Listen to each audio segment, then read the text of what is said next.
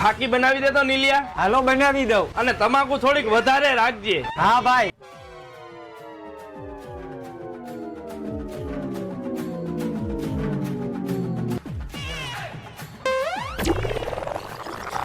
હા બોલ. ભાઈ હું ગૂગલ પે માં પૈસા નાખી દઉં. ચિરાગ આવે ને તો એને કહી દે કે આશીષે ફાકીના પૈસા નથી દીધા. હું કે ને મારે સાંભળવું છે. કાઈ વાંધો નહીં.